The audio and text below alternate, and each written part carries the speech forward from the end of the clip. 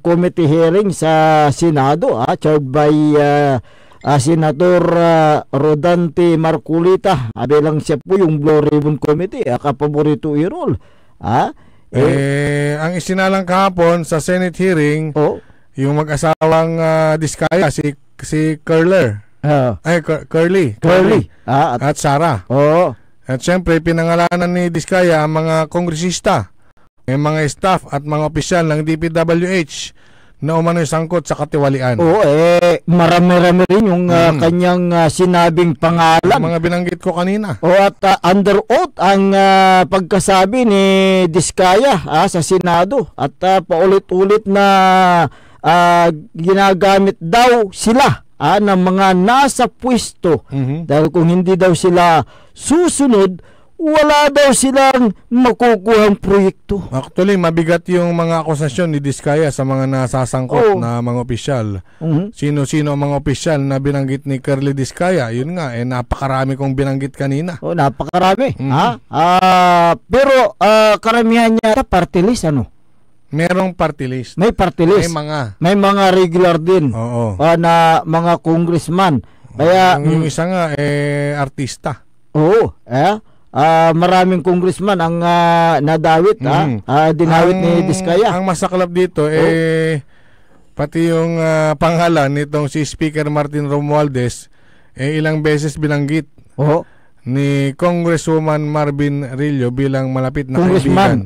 Congressman Marvin Rillo bilang malapit na Speaker Martin Romualdez na malapit kaibigan mo daw ang mga Diskaya. Dito sa atin nakikita naman natin na talagang wala namang mga issue sa flood control at maganda ang pagkagawa. At dito natin makikita, kapaborito Errol, ang kamay na bakal ng Pangulong Ferdinand Marcos Jr. Kung kaya nitong tanggalin biling kay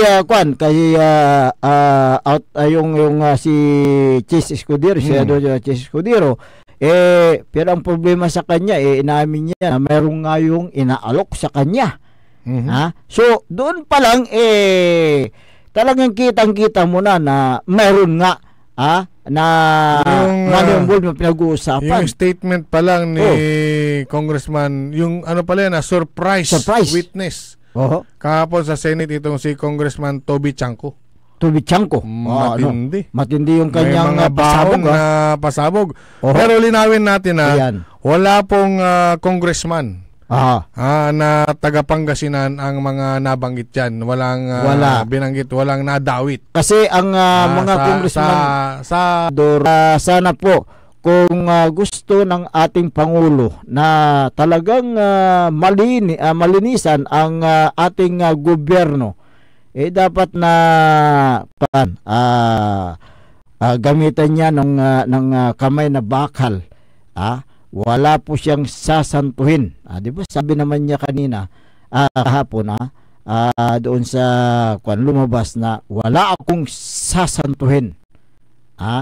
Kahit sino man yan, dyan natin makikita kung wala talagang sasantuhin. Dahil dito na-implicate ngayon yung pangalan ni Speaker of the House, Martin Romualdez, na malapit na kaibigan daw. Kita niya rin siya, si Marcolita. Kita mo nga naman. Nakikita na ba yung mga kulay dyan sa Senado? Ewan. Basta yung mga pangyayari kahapon, nakakagulat Nakakagulat Mas matindi yung narinig ko na nag-deliver ng 240 million cash kahon-kahon na kontraktor sa mga sa mga opisyal ng DPWH. 240 million pesos cold cash. Cash to cash. Antindi. Gaano po katotoo yan? Yun po dapat nating dapat na patunayan po ng mga kanyan. Hindi ang nangyayari kahapon. Your words against my words Kaya nga. Si Diskaya, ang mag-asawa nagsasalita, yung ibang mga kontraktor nagsasalita. Hindi naman siguro. Nung nag-name drop itong mag-asawa, sa social media, ang ipaway ay statement dararamay congressman. Statement dararamay totoo. So anong mga statement mga yan? Na ito daw ay walang katotohanan.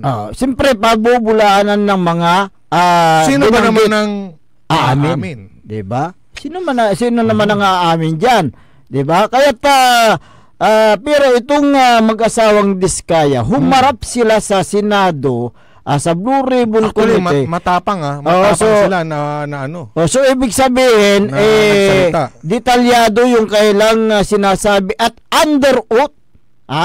Pag humarap ka diyan, under oath na 'yan. So hindi ka pwedeng magsinungaling.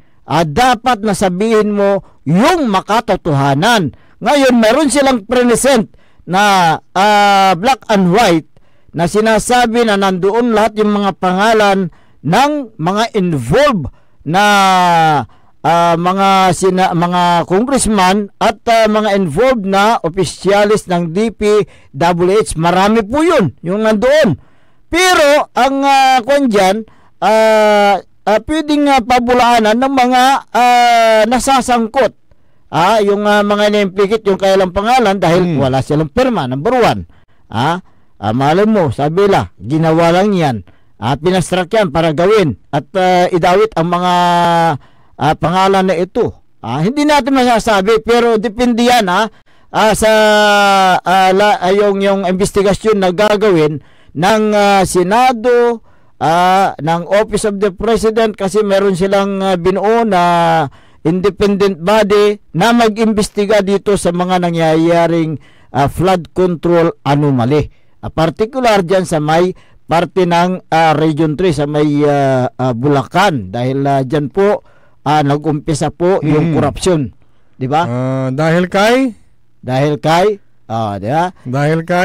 Krising at Dante Imong at saka yung si Habagat. Di ba? Dahil sa kanila. Siyempre, ang kuwan naman dyan, sobra na siguro yung tubig. Kaya umapaw yung issue. Oo, kaya sa pera naman, sobra-sobra na yung nasa bulsa. Kaya etong walang hiyang assistant district engineer at saka yung district engineer, casino. Ang inatupag nila. Grabe sila magpatalo, matindi. So meron pala silang mga mga chaperon na pupunta sa casino. At saka, di ba? Siyempre itong si Bryce, saka si Alcantara, si DE at saka si Adi, sanggang dikit pa lang magsugal yan sa casino. Grabe. Ngayon, pumapasok sila diyan na iba ang identity kasi nga nasa gobyerno sila, bawal. Kaya gumagamit sila ng ibang ID, ng ibang identity, ibang pangalan, ibang address, kaya nakakalabas pasok sila sa sugalan. Kasi nung panahon ni dating Presidente Rodrigo Roa Duterte, talagang pinagbawal ang mga opisyalis ng gobyerno dahil may mga nakikita sila na nagsusugal sa casino kaya pinagbawal nila yan. Pero yun nga, gumagamit sila ng ibang identity. Yung kayang yung LTO license. Ano naging legit yun? Legit kaya yan? Hindi, sabi ni Senator kahapon, ang tawag dito? Marcoleta. Merong yung authenticity, yung authentic yung kanilang Authentic talaga?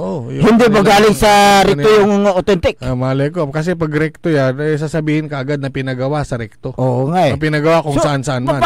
Paano nakalusot ito sa LTO kaya?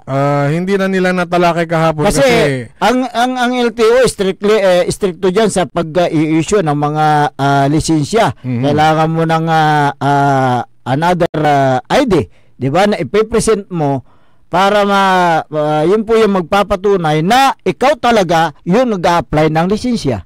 'Di ba? So paano po nakalusot yung mga ganyan na gumamit sila ng ibang pangalan para sa ganun ay makakuha ng ibang lisensya sa LTO.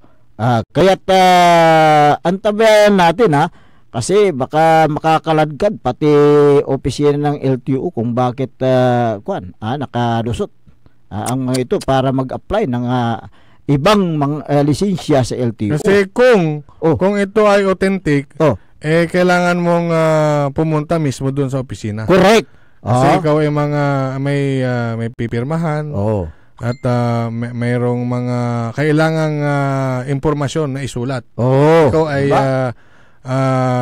may litrato. At siyempre makikita doon sa kanilang records.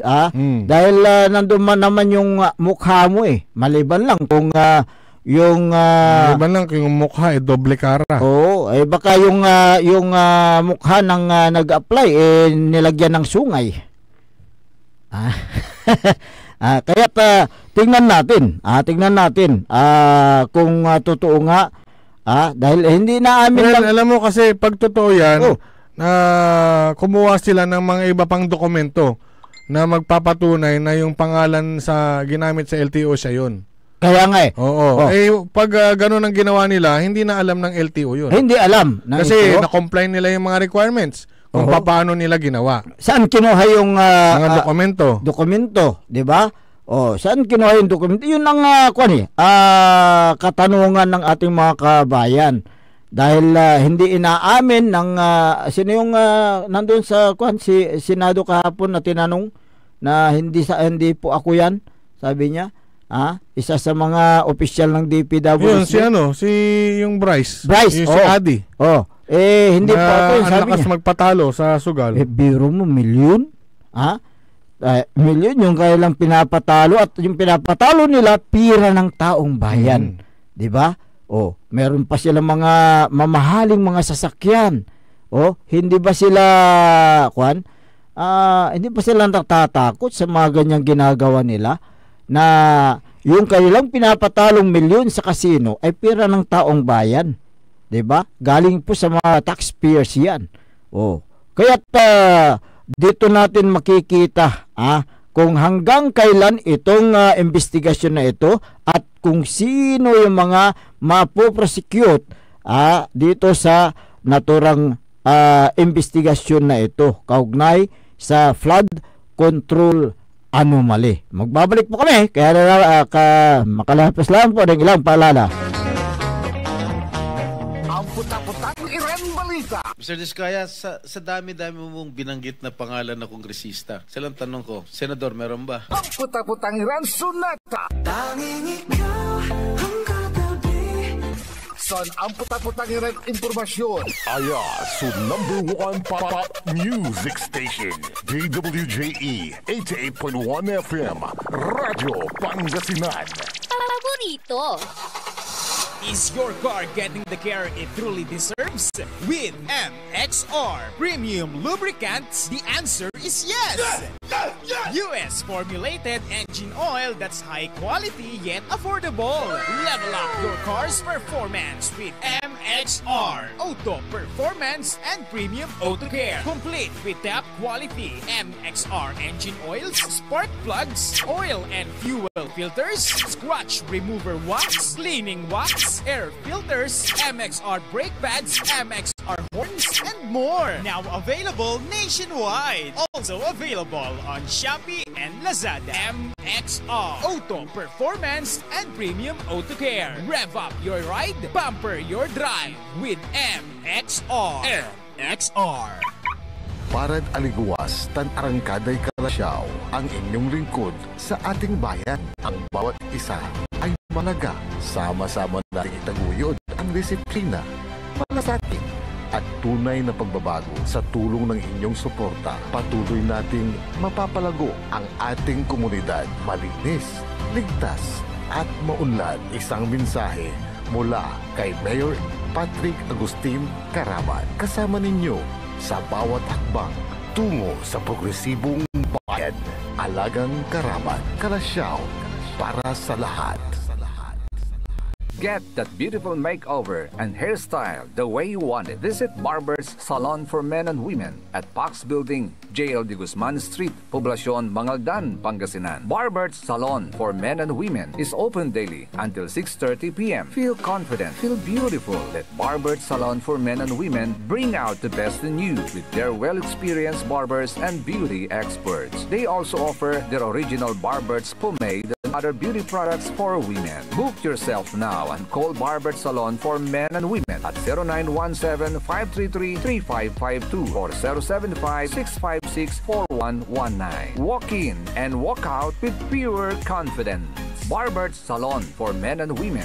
Tired of the stress and noise of the city? And looking for the perfect getaway? Good thing there's J-Max Resort Hotel. Cozy rooms, a refreshing pool, and a peaceful escape for the whole family. Whether you are on a trip, a barkada outing, or even solo retreat, J-Max Resort Hotel is the perfect destination. So pack your bags, leave the stress behind, and discover the place where relaxation meets comfort. J-Max Resort Hotel, your perfect place for any kind of occasions. J-Max Resort Hotel is located at Villanueva Street, Poblacion Norte, Santa Barbara, Pangasinan. For inquiries, you may call at 0947-980-3263 or 075-636-8479. J-Max Resort Hotel.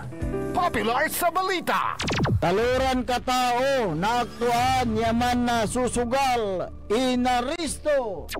No ginawa miya duga sa trabaho tan talagan na aya at malet, no problem. Construction of flood control, Lagasit River, Balongaw, Santa Maria, 47 million. Hindi pa nga nabubura sa kaisipan ng taong bayan yung mga ill-gotten wealth na yan eh. No. Diba? At popular sa musika. They say tanging ikaw ang katabi pa rin in bed. Ito po ang DWJE 88.1 FM Radyo Pangasinan, ang inyong number 1 pop music station. Jad Dagupan, walay saksakay a radio station ya iyayag nasaray Dagupenyo. Jad Bunuan Binlog, Paborito. Bunuan Bukid, Paborito. Bunuan Gese, Paborito. Kalmay, Paborito. Karae, Paborito. Tanjad Karanglaan, Paborito. Aya, so 88.1 Radyo Pangasinan. Popular sa balita, popular sa musika. Pangasinan Golfwaves Network Corporation. Sa Pangasinan, we are the number 1 pop music station. DWJE 88.1 FM Radyo Pangasinan. Paborito. Paboritong ang kabataan at matatanda. Paboritong pakinggan sa bus, tricycle, jeep at mga opisina. Paborito mo, paborito ko, paborito natin lahat. DWJE 88.1 FM Radyo Pangasinan. Number 1 pop music station. Paborito. Umangon na at samahan ang inyong mga kapaborito. Maabigyan kapusan Pangasinan. Dennis Muarez, Errol Hurado, ang gigising sa inyo tuwing umaga sa programang Maabig Kakabosan Pangasinan. Dito lamang sa number 1 pop music station. WJE 88.1 FM Radyo Pangasinan. Alas 7:06 ng umaga. Sa pagpapatuloy ng ating palatuntunan, Maabig Kabuasan Pangasinan, ang inyo pong nakakasama sa umagang ito. Ako pa rin po ang inyong kapaborito, Kuya Errol Hurado. Ayan, sa technical control, nandyan na ang ating co-pilot, si Engineer Nixon Dakal. Sabi ni Sinaida Zamora Gilbert, nakakatulog ba mga yan? Sabi niya, Sir, di naman nila pira yan. Tama ka. Nung hindi pa nalalaman, napakasarap ho ng tulog ng mga yan. Hindi sila nakakatulog, lalo yung mga district engineer sa kayong hindi pa nga nabubuking. Nasa casino sila, paano sila nakakatulog? Pero ano pa rin yun, kaligayahan pa rin nila yun. Nung hindi pa nagparamdam itong si Krising, si Dante at si Imong at si Habaga, napakasarap ho ng tulog. Yung mga yan, yung mga natutulog sila sa pira ng taong bayan. Yung mga district engineer at yung ADI, yung district engineer, hindi pala yung district engineer at saka yung assistant niya, pag nagpatalo ng milyon, uuwi pa rin silang nakangiti. Dahil napakarami pa rin nilang pera. Dahil hindi naman nila pera yung kailang pinapatalo eh. Kaya wala silang yung kaba. Hindi naman nila pira yung kailang pinapatalo. Kaya itong mga binanggit naman ay nagsipaway mo na statement da. Di ba? Kaya si Karaet hindi tanangga po ang tadakuno. Wala daw silang alam. Mga pangalan na binanggit nitong si Diskaya couple. Abangan ninyo at malamang isa-isa kayong ipapatawag sa Senado, sa Blue Ribbon Committee at siguro tatanungin din kayo kaugnay sa inyong dahil na-implicate ang inyong mga pangalan, in-implicate nitong si mag-asawang Diskaya. Di ba? Antayin ninyo yung sumpuinan ninyo. Yung maniniwala ka ba na yung salitang proponent mabubura na yan? Hindi pa. Hindi Hindi. Bakit? Siyempre, wala na yan. Bakit? Hindi naman ako nagpapondo dyan. Dati, nung wala pa yan, proponent ng proyektong ito. Ito po ay sinungkit ko doon sa nasyonal. Natan na balang latan. Hindi, kasi lalulad sa flood control. Hanggang pala man amin niya si Karaso proponent. Bakit itong flood control funds sa palagay mo ipapaubaya pa ng Pangulo sa DPWH? Baka direct na ito sa lokal. May nabasa akong artikulo kahapon. Di ba? Nabasa akong artikulo kahapon na ano sabi? Walang flood control projects fund sa 2026. 2026? So stop. So pagdating sa GAA, wala. Paano naman yung mga totoong binabaha? Kaya nga paano naman yung matitino yung project nila sa flood control? Tulad dito sa Pangasinan. Paano naman yung mga kontraktor na sumusunod naman sa kung ano ang detalye ng proyektong ginagawa nila sa flood control? Madadamay sila. Paano itutuloy yung ginagawa kung walang pondong flood control? Yun yung mga tanong yun yung mga umiikot na tanong. Correct. Tulad dito sa Pangasinan, nangangailangan tayo ng magkano yun? 21 billion to complete yung flood control projects dito para hindi ang tayo. Balita ko 2 to 3 billion pa lang ang pondo. Ang pondo para matapos ang mga flood control kailangan pa ng billion. 21 billion. So hindi natin alam yung exact figure diyan, pero so ang na-release 2 to 3 billion pa lang. So tignan mo, wala pang 1/3, wala pa 'di ba? So marami pa tayong kailangan na pundo para maibsan itong pagbaha sa iba't ibang bahagi dito sa lalawigan ng Pangasinan, especially po dito sa ating dito sa lungsod ng Dagupan, Kalasyaw, sa mga bahain na lugar, 'di ba? Kaya kung walang pundo na ilalagay doon sa General Appropriation Act ng 2026, paano na kaya? Di ba? Kaya sana po hindi natin maranasan yung mga ito, basahin ko lang ang ito sa binabasa ko sa inilabas ng Inquirer kahapon. Inquirer.net. Ayan. Ito po ay statement ni President Ferdinand Bongbong Marcos Jr.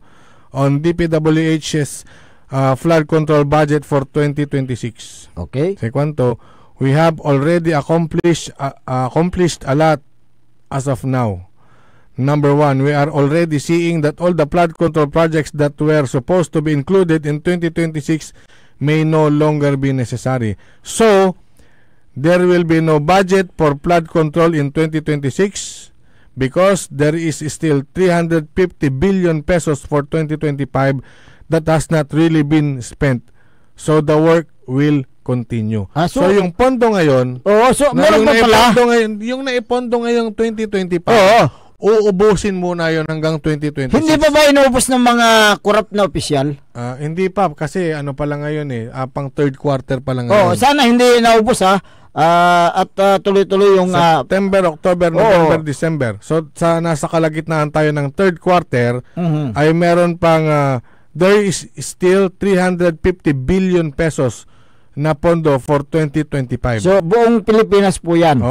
Na budget para sa flood billion control. So yung ibinabudget ngayon, yung NEP, bago ipasok sa maging GAA, so wala nang wala nang i-allocate. Wala nang i-allocate. For next year sa bagong pondo. Ngayon, ang tanong dyan ngayon, paano yung mga projects na flood control na inumpisahan ng mga involved na contractor ngayon?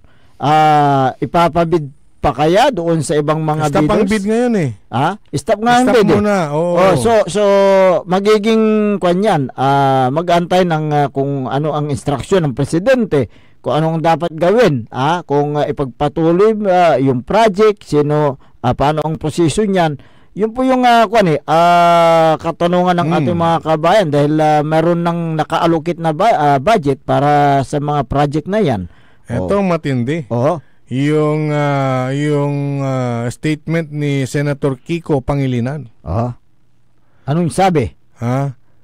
2016 pa nagsimula itong mga diskaya. Okay. So 2016 sa ilalim po ng Duterte administration. Pero bakit daw ang pinangalanan mula 2022 lang?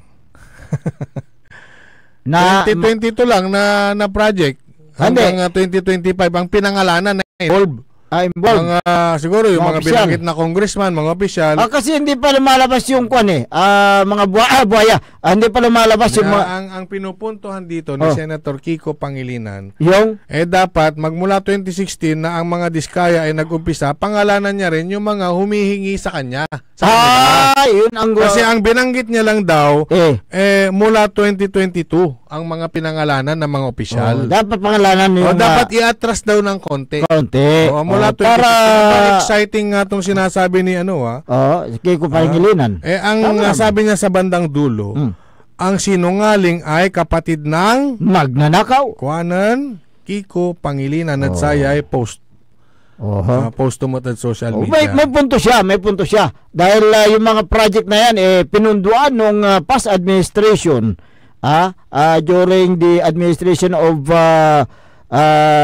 former President Rodrigo Roa Duterte. At inimplementa lang yung mga project na yan noong 2022 pag-upo ni BBM hanggang sa kasalukuyan. Pero yung 2023 kasi ang paatras tayo ang gaan ng 20 kunyari ngayon 2025 2024 yan pinasa.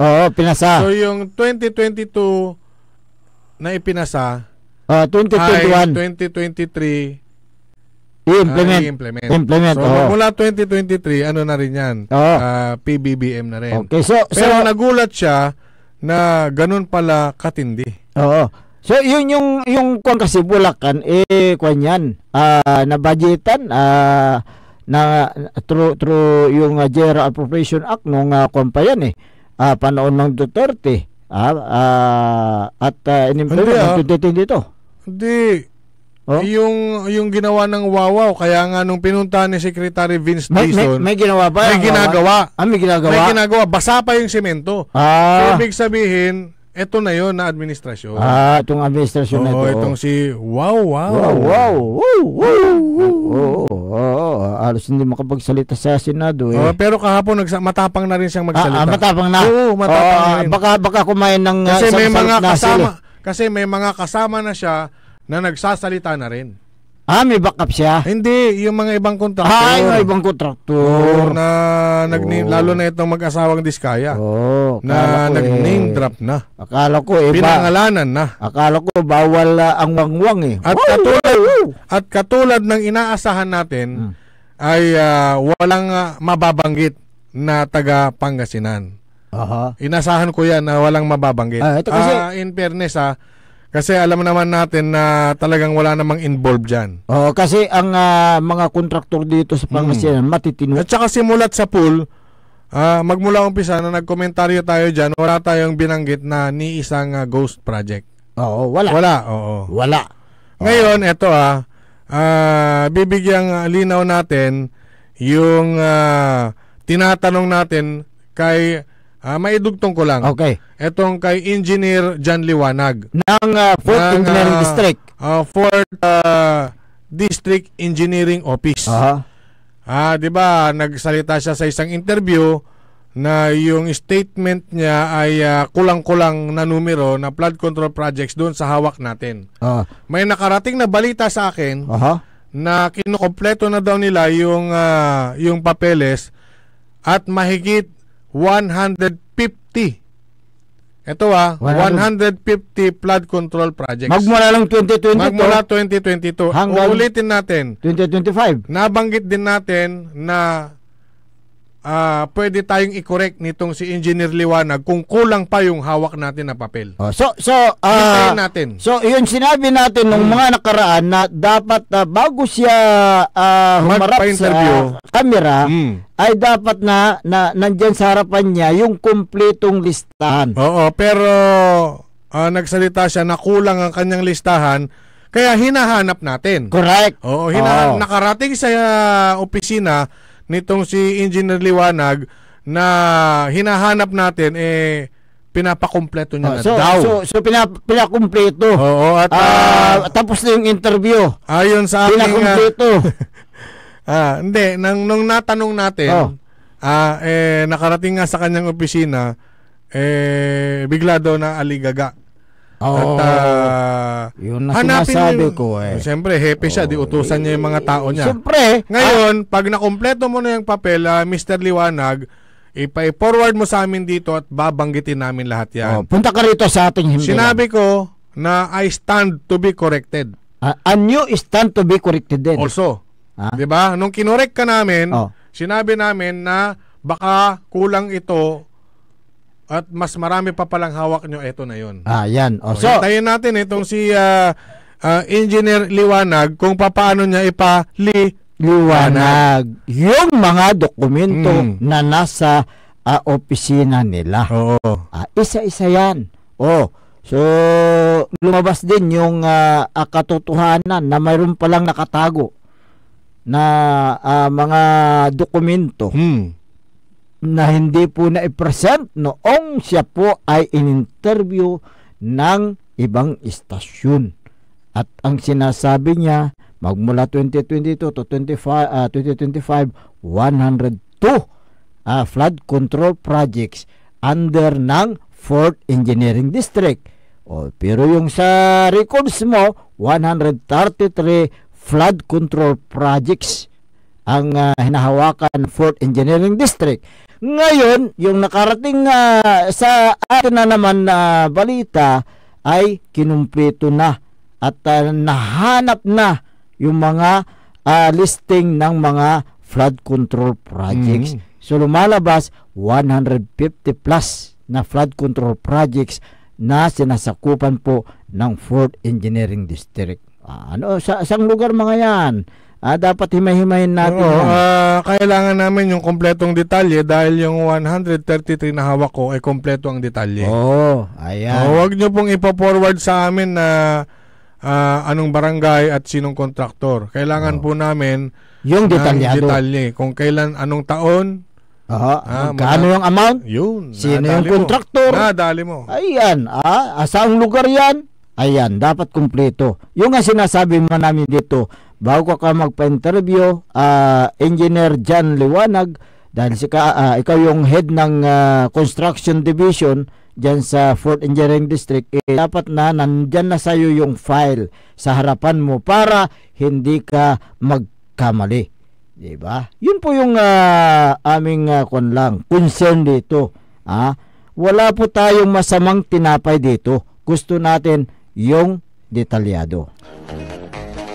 Etong binabasa ko na galing sa Philippine Center for Investigative Journalism, Ayan. PCIJ. Ito, legit na ano ito. Oo, sa Manila yan. Mga kontraktor na namayagpag magmula Arroyo, Aquino, Duterte at Marcos Jr. Okay. Sinong namamayagpag dyan? Umpisahan natin sa Arroyo Administration. Okay. Arroyo Administration, eto, top 10 contractors. Ayan. From January 2001 to June 2010. 2001 to 2010, Arroyo Administration. Top 10, Newington Builders Incorporated. Oo. Kanino kaya yan? Total awarded contracts 7 billion 200 million pesos 844,000. Yan, 7 billion. Flood control. Flood control ito. Okay. Flood control lang ito. Okay. Flood control. Number 2, Ecol Parco Construction, nakakuha ng 6.1 billion. Equi Parco. Okay. Pilbest Construction and Supplies, 5.9 billion. Vicente Lau Construction, 4.6 billion. JSG Construction Company, 4.4 billion. LRTK Builders, 2.8 billion. Hightone Construction, 2.7 billion. Sunwest Construction, 2.7 billion. Grace Construction, 2.3 billion. Persan Construction, 2.3 billion. Ito yung mga top lang yung mga nakakuha ng malalaking pondo. Wala yung mga pangalan. 2008. Darating tayo dyan. Magugulat ka. 2001 to 2010 ito under Arroyo Administration. Next, Aquino. Top contractors na DPWH project. Ito magkahalo na pala ito, sorry. Magkahalo na. DPWH projects awarded. Okay. Ito naman from 2010 to June 2016. Okay. Ito na. Ilan ito? 1, 2, 3, 4, 5, 6, 7, 8, 9, 10. Okay. Equiparco Construction, Equiparco. Meron ulit si Equiparco. Siyang 17.2 billion. Malaki. Northern Builders 14.5 billion. Ulticon Builders 12.3 billion. 3W Builders 11.6 billion. IBC International Builders 11.4 billion. Vicente Lau 10.9 billion. St. Gerard. Wala ka bang wala ka bang alala pag sinabing St. Gerard Construction? Alam ko yan. 10.7 billion. ESR Construction 10.3, FFJJ Construction 10.3, B Vicencio Construction 9.1 billion.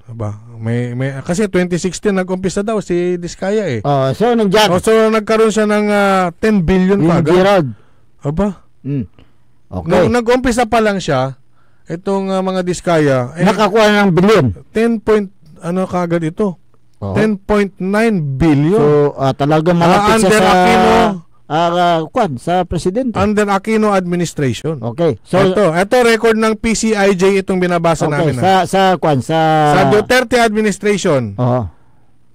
From July 2016 to December 2017. Bakit isang taon lang ito?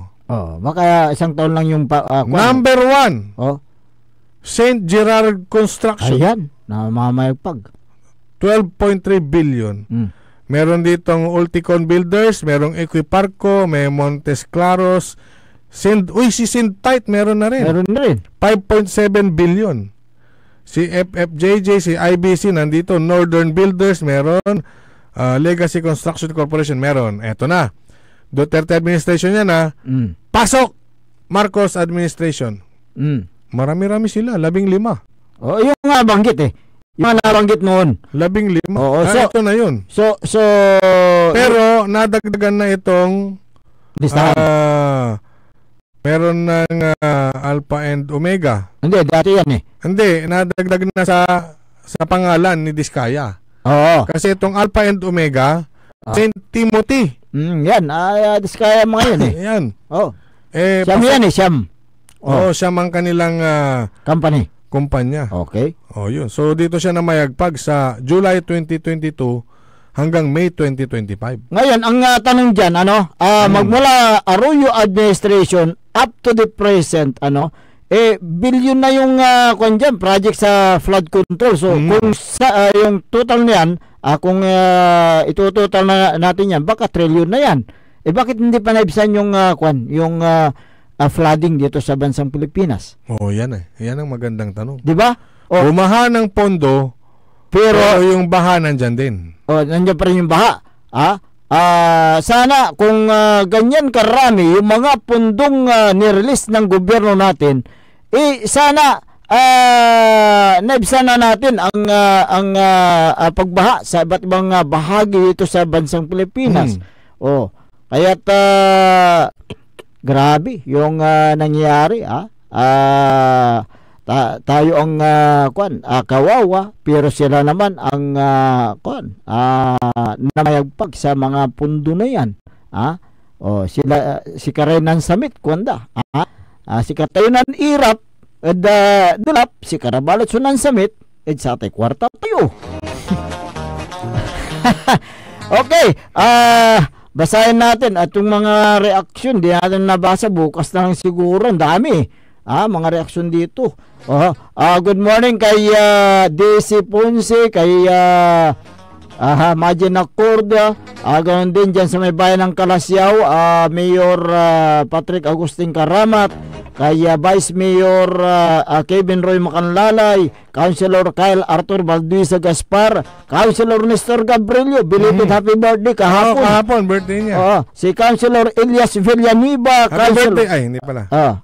Si Councilor Ardin Soriano, Councilor Manny Datuin, Councilor Jose Lorisco, Councilor Mike Sison, Councilor Habardani Messina, SK Federation President Ayay Messina, si Liga President Jose M. Pares Jr., gaon din kay Kapitan Saldi Bauson ng Barangay Makabito, Kalasyaw, Pangasinan, magandang umaga. Mayor Carl Christian Biga ng Napandan, good morning. Kay Sir Jeffrel, kay Sir Felix Domicilio, Madam Ciela Pinoliar, Councilor Freddy Pinoliar, si Vice Mayor Edgar Itaktak mo maminta dyan sa Bimali, kumusta ka na dyan? Attorney at Vice Mayor Johnny Cabrera ng mga Aldan, kumusta? Sana magkaroon din tayo ng pagkakataon. Hindi pa natin interview to. Mga kapanayam. Okay. Si Councilor Chini Flores, magandang umaga. At ganoon din si Dun Ramon Bautista. Good morning, sir. Senior ng Manawag, Pangasinan. Maagang kanyan, pupunta sa Region 1 Medical Center. Okay. Wala na po tayong sapat na oras sa ating palatuntunan, kaya kayo po ay pansamantalang namamaalam sa himpabawid at magbabalik bukas ang inyong nakasama sa umagang ito. Ako po ang inyong kapaborito, Kuya Errol Jurado. Makter yung lingkor at Magtipangasinan, Dennis Mujeres. Kasama din natin dyan sa technical control si Engineer Nixon Dakal. Ang tabayanan ng susunod na palatuntunan ni kapaborito RJ Jimenez at kapaborito Joseph Kanilang Bakani. Dito lamang sa DWGE 88.1 FM Radyo Pangasinan. Paborito!